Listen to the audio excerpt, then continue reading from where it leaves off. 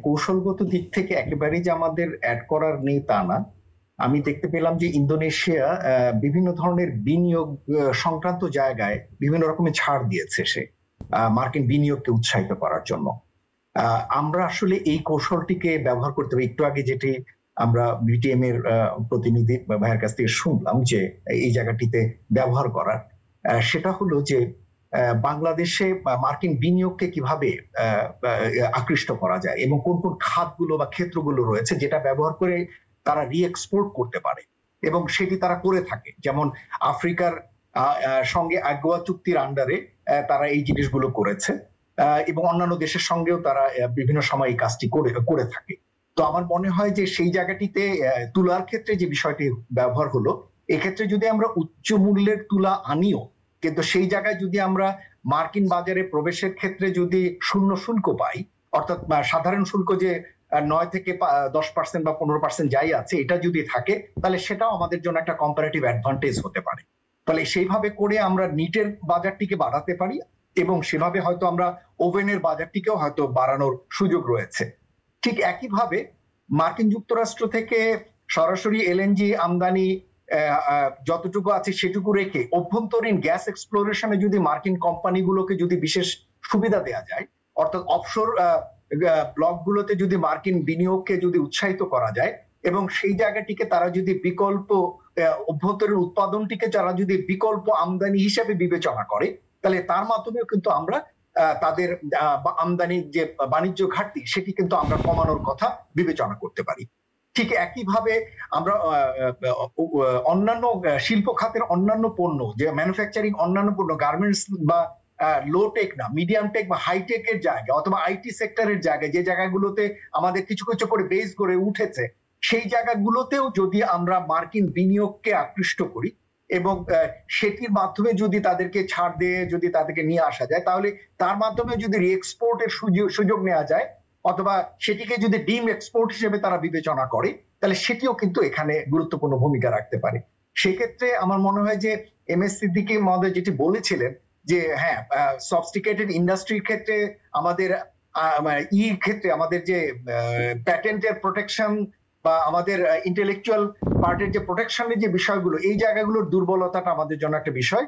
সেই জায়গাগুলো নন tariff barrier হিসেবে কাজ করে। তো সেই জায়গাগুলো নিয়ে আমার মনে হয় যে চিন্তা ভাবনা করার আছে আমার। সুতরাং এইভাবে করে করে আমাদের আসলে কিছুটা ইনোভেটিভ ওয়েতে আমাদের এই নেগোসিয়েশনের জায়গাটিতে দেখা দরকার। আমার মনে হয় যে বাণিজ্য মন্ত্রণালয় অন্যান্য যে দেশগুলোর সাথে নেগোসিয়েশন হচ্ছে, কাদের সাথে কি নেগোসিয়েশন হচ্ছে, সেই বিষয়গুলো থেকেও তারা লেসন নিতে পারে, নিজের দেশের দিকে শুধু না তাকিয়ে অন্যান্য দেশগুলোর সাথে।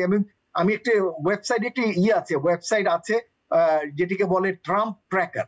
এখানে তারা প্রত্যেকটি দেশের সাথে কি নেগোসিয়েশন হচ্ছে, কি চুক্তিতে দাঁড়াচ্ছে, তারা আবার অন্য দেশ তাদের সাথে কি ধরনের আলোচনা করছে, কিভাবে ফাইনালি ডিল হচ্ছে, এগুলো সব দেয়া আছে।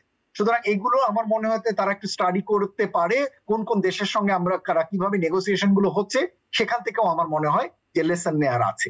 এখন যদি আমি আপনার দ্বিতীয় পার্টের উত্তরটি দেই যে কি ধরনের ইম্প্যাক্ট পড়বে, আমার কাছে যেটি মনে হয় যে বড় উদ্যোক্তা যারা রয়েছেন তারা ক্রস সাবসিডাইজ করতে পারবেন এবং তারা আসলে টিকে থাকতে পারবেন। তারা নিজেরা কিছুটা ট্যারিফ আত্মস্থ করবেন, বায়াররা নিজেরা কিছুটা নেবে এবং কিছুটা কনজিউমারের দিকে পাস অন করবে। একটা জিনিস বলি যে ট্রাম্প প্রশাসন যে শুরুর দিকে হঠাৎ করে যে 10% অ্যাডিশনাল অ্যাড ভ্যালোরাম আরোপ করেছিলেন, সেই সময়কালে একটা আশঙ্কা হচ্ছিল যে তার ফলে অভ্যন্তরীণ বাজারে পণ্য মূল্য বেড়ে যাবে মার্কিন বাজারে, কিন্তু দেখা গিয়েছিল যে বায়াররা সেই মূল্যটি পাস অন করেননি তারা কনজিউমারের দিকে, বরঞ্চ তারা নিজেরা সেটি অ্যাবজর্ব করেছিলেন। সুতরাং এই অ্যাবজর্ব ক্যাপাসিটি কিন্তু সবচেয়ে বেশি রয়েছে আমাদের বায়ারদের, কেননা তারা সুপার প্রফিট করেন, এবং সেই অ্যাবজর্পশনের জায়গাটিকে আমার মনে হয় যে নেগোসিয়েশনের জায়গায় নেওয়া দরকার আছে। আমার মনে হয় যে আমরা মার্কিন যুক্তরাষ্ট্রের সরকারের সাথে যেমন নেগোসিয়েট করছি, আমার মনে হয় যে বায়ারদের সঙ্গেও একটা নেগোসিয়েশন কৌশল বের করা দরকার, যে সেই জায়গাটিতে আমরা কতটা নিজেরা নিতে পারবো, কতটা তাদের দিতে পারবেন, কতটা কনজিউমারের দিকে তারা পাস অন করবে, পুরোটি আসলে আমাদের নিতে হবে, এটা ভাবার কোনোই কারণ নেই। এটা হচ্ছে এক। দ্বিতীয় দিক হলো এর ভিতরে সবচেয়ে এফেক্টেড হবে ছোট কারখানাগুলো, যারা কিনা এক বাজারমুখী একটি পণ্য উৎপাদন করে বা অল্প কয়েকটি পণ্য উৎপাদন করে একটি বাজারে, মার্কিন যুক্তরাষ্ট্রের বাজারেই তারা সাপ্লাই দেয়। এ ধরনের ছোট কারখানাগুলো বরঞ্চ চ্যালেঞ্জের মধ্যে পড়তে পারে, কেননা বিকল্প বাজারে যাওয়া বা সেখানে প্রাইসে ছাড় দেওয়া, কেননা তাদের মার্জিনও কম থাকে। বড় পণ্য করে, ডাইভার্সিফাইড পণ্য করে, একটাতে 2-3%, আরেকটাতে 10%, আরেকটাতে 20%, এরকম ধরনের কিন্তু বিভিন্ন মার্জিনের পণ্য তারা করে। তাদের জন্য কিন্তু নেগোসিয়েশনের সুযোগটা রয়েছে, একটাতে একটু ছাড় দিলাম আরেকটাতে পেলাম। কিন্তু ছোট কারখানা বা মাঝারি কারখানা তারা, এবং সেক্ষেত্রে নন ট্র্যাডিশনাল পণ্য বা নন গার্মেন্টস পণ্যগুলো বরঞ্চ এখানে চাপের ভিতরে পড়তে পারে। সুতরাং আমরা যে বিকল্প বাজারে যেতে চাচ্ছি সেটাই হয়তো এখন তড়িৎ চেষ্টা, যে আমরা বিকল্প বাজারগুলোতে কতটা যেতে পারবো। কিন্তু মনে রাখা দরকার, বিকল্প বাজারের দিকে সবাই এখন ঢুকবে। মনে রাখা দরকার যে উচ্চ মূল্যের কারণে মার্কিন ভোক্তারা যখন কম কিনবে, তখন বায়াররাও কম অর্ডার দিবে, তখন এই বাড়তি ক্যাপাসিটি গুলো তারা অন্য দেশগুলোতে পাস অন করতে চাইবে। সুতরাং বিকল্প বাজারে যে আমরাই শুধুমাত্র একমাত্র বিক্রেতা তা না, সেখানে অন্যরাও এখন দৌড়াবে। সুতরাং সেই জায়গাটিও যে খুব সহজসাধ্য হবে তা না।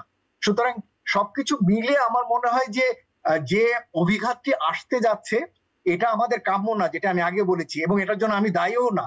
বরঞ্চ বিশ্ব বাণিজ্যের এই সুবিধা নিয়েই আজকের বাংলাদেশ। একটি দেশের কাঁচামালের প্রাচুর্য রয়েছে, আরেকটি দেশে মেশিনারিজ এর প্রাচুর্য রয়েছে, আরেকটি দেশে বাজারের প্রাচুর্য রয়েছে, আর আমার শ্রমের প্রাচুর্য ছিল। এইগুলোকে ব্যবহার করেই বাংলাদেশ আজকের এই জায়গায় দাঁড়িয়েছে। আবার এগুলোকে ব্যবহার করেই কাঁচামাল রপ্তানিকারক দেশ বড় হয়েছে, মেশিনারি রপ্তানিকারক দেশ বড় হয়েছে, বা মার্কিন বড় বড় ব্র্যান্ড বায়াররা বড় হয়েছে। এখন সেই বড় হওয়ার দায়ের অপরাধটি কেন আমার উপরে পড়ছে?